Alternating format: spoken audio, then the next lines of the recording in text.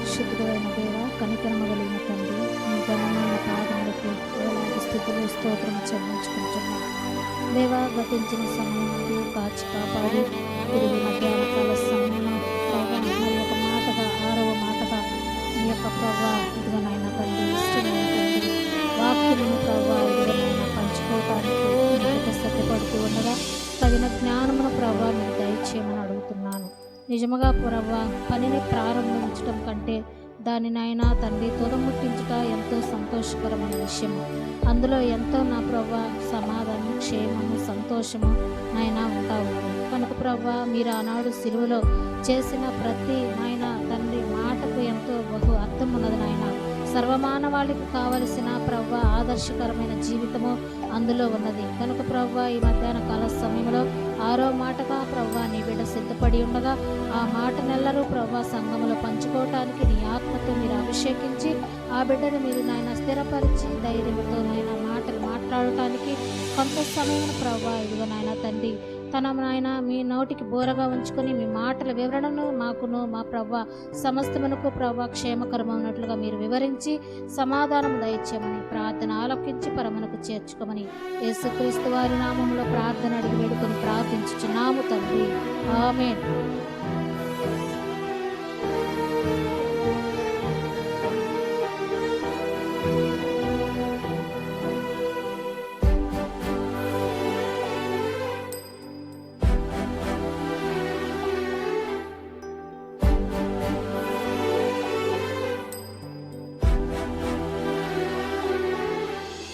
యేసుక్రీస్తు నామములో మీ అందరికీ వందనములు. నేను చెప్పబోయే మాట ఆరో మాట. ఈ ఆరో మాట చెప్పే అవకాశం ఇచ్చినందుకు దేవునికి కృతజ్ఞత స్తుతులు చెల్లిస్తున్నాను. తర్వాత పాస్టర్ గారికి వందనాలు తెలియజేస్తున్నాను.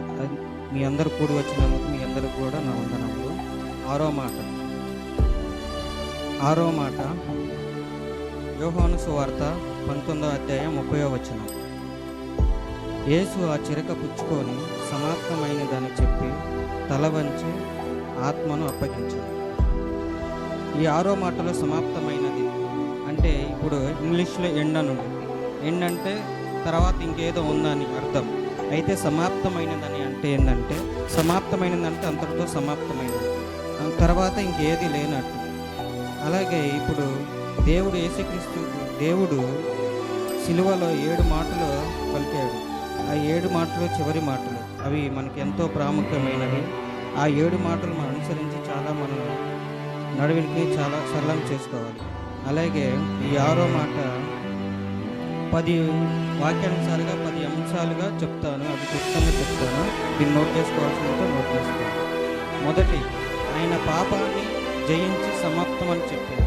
అలాగే ఎలా అంటే పాపాన్ని దేవుడు మనిషి రూపంగా వచ్చి భూమి మీదకి వచ్చి పాపాన్ని జయించి సమాప్తం అని చెప్పారు.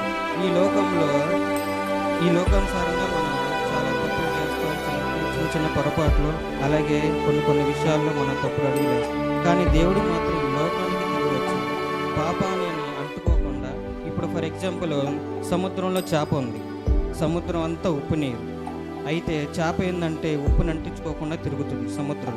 అలాగే దేవుడు కూడా ఈ లోకం చుట్టూ ఆయన సువార్త చెప్పుకుంటూ పాపం అనే అది అంటుకోనీయకుండా సమాప్తం అని చెప్పాడు. రెండవది, బలులు సమాప్తం చేశాడు. ఇప్పుడు పాత నిబంధనలో ఏబేలు నుంచి యేసు ప్రభు వారు మరణించే వరకు బలులు అర్పించారు. అలాగే పాత నిబంధనలు ఏంటంటే చాలామంది బలులు అర్పించేవాళ్ళు, రక్తాన్ని చిందించేవాళ్ళు. అలాగే ఆ రీతిగా దేవుడు ఏమంటున్నాడంటే బలులు కూడా ఆయన బలు రూపంగా మన కోసం ఆయన బలి అయ్యి బలులు అర్పించకూడదని చెప్పేసి బలుని గురించి కూడా చెప్పి సమాప్తం అని చెప్పాడు. అలాగే మూడోది, ఆయన మరణ ముళ్ళుని విరిచి సమాప్తం అని చెప్పాడు. మూడోది, కొరింథీయులకు మొదటి పత్రిక 15:56 వచనం చూసుకున్నట్లయితే,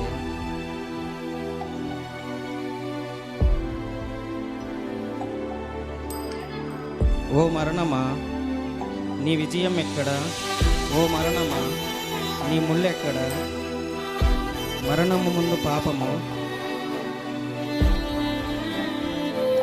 ఓకే, ఇప్పుడు మరణాన్ని గురించి దేవుడు మాట్లాడుతున్నాడు. అంటే మరణాన్ని కూడా జయించాడు.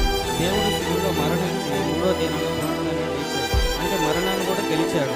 అంటే మరణాన్ని గురించి కూడా సమాప్తం అని చెప్పాడు. అందుకే మరణాన్ని కూడా ఏమన్నాడంటే, ఓ మరణమా నీ విజయం ఎక్కడ, ఓ మరణమా నీ విజయం ఎక్కడ అని చెప్పేసి దేవుడు కూడా మాట్లాడుతున్నాడు. అంటే మరణాన్ని కూడా జయించి మరణాన్ని కూడా సమాప్తం అని చెప్పాడు.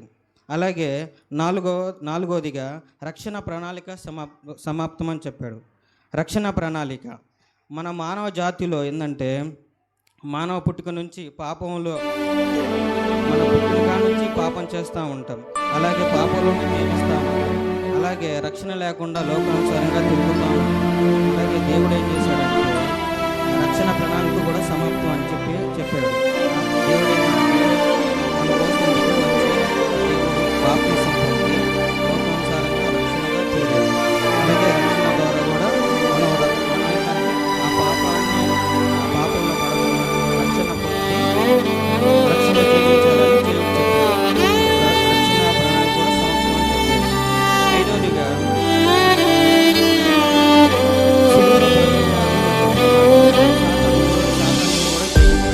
ఇప్పుడు ఏంటంటే సాతాను మన ఎన్నో విధాలుగా శోధిస్తాడు, ఎన్నో ఇబ్బందులు పెడతాడు. మన కొన్ని విషయాలు ఏంటంటే సాతాను ఆ శోధంలో ఆ పాపంలో పడిపోతాడు. కానీ సాతాను దేవుడు కూడా శ్రమలు పెట్టాడు, శోధనలు పెట్టాడు. అప్పుడు దేవుడు బాప్తిసం పొందే ముందు 40 రోజులు ఫాస్టింగ్ ఉన్నాడు.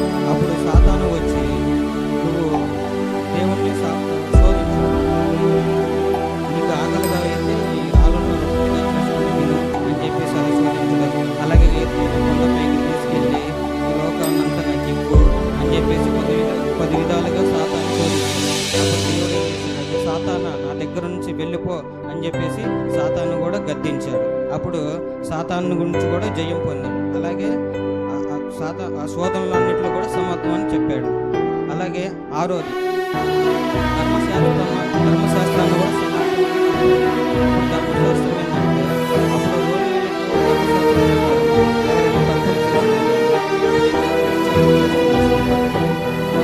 ధర్మశాస్త్రం ప్రకారం రాళ్ళకు.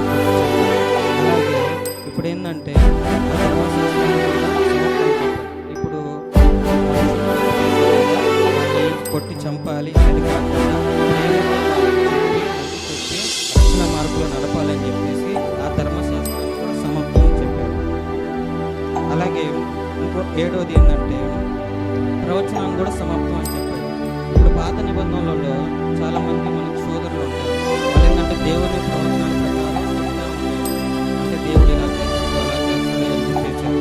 అలాగే ఇప్పుడు ఏంటంటే దేవుడు దిగి వచ్చి ప్రవచనాల ప్రకారం కూడా అవన్నీ నెరవేర్చుకొని ప్రవచనాలు ఆయన్ని సమాప్తం చేశాడు.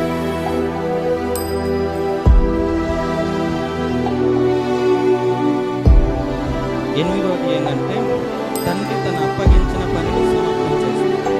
అలాగే ఇప్పుడు దేవుడు మన కోసం దిగి వచ్చాడు. తండ్రి తనకు ఏమైతే పనిని అప్పగించాడో ఆ పనిని అంతా విజయవంతంగా చేసి సమాప్తం అని చెప్పాడు. శ్రద్ధాహితుడు ఆ పనిని దేవునికి సమాప్తం అని చెప్పాడు. అలాగే 9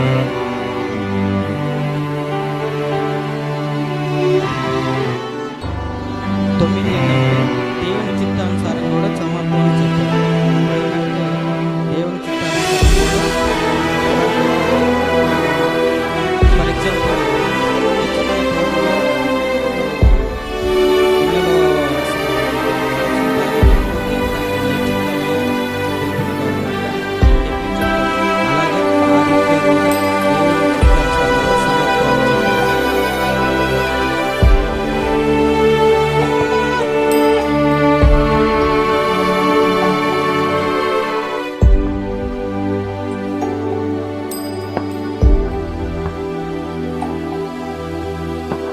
పదోది ఏంటంటే మత్తయి సువార్త 7వ అధ్యాయం 50 వచనం చూస్తున్నాం.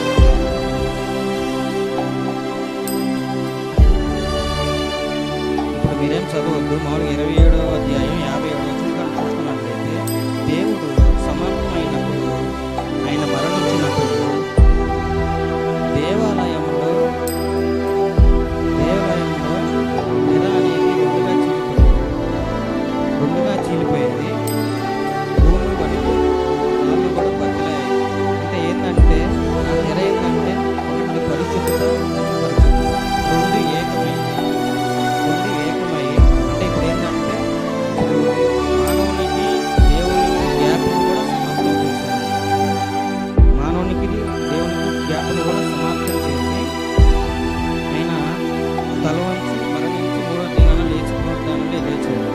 అలాగే ఆ రీతిగా ఏంటంటే మనం సమాప్తంగా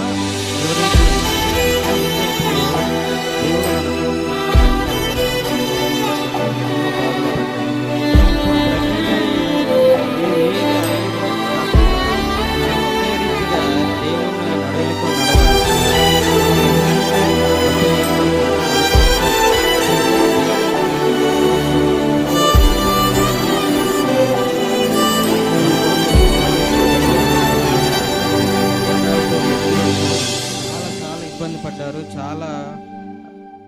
చాలా చేశారు మన కోసం. అయితే దేవుడికి మనం ఏమిస్తున్నాం అనేది మనం గుర్తుపెట్టుకోవాలి. ఏది ఒక ఒక వారం ఆసక్తిగా, ఒక వారం ఉద్యోగంగా, ఇంకో వారం అలాగా కాకుండా ఒకే రీతిగా మనము పరిశుద్ధాత్మతో నింపుకొని నడవాలి. దేవునికి మనం ఏమిస్తున్నాం అనేది తెలుసుకోవాలి. అలాగే ఈ రీతిగా నాకు 6వ మాట ఇచ్చినందుకు సమాప్తం చేసినందుకు, ఈ సమయాన్ని ఇచ్చినందుకు దేవప్రకాష్ గారికి నా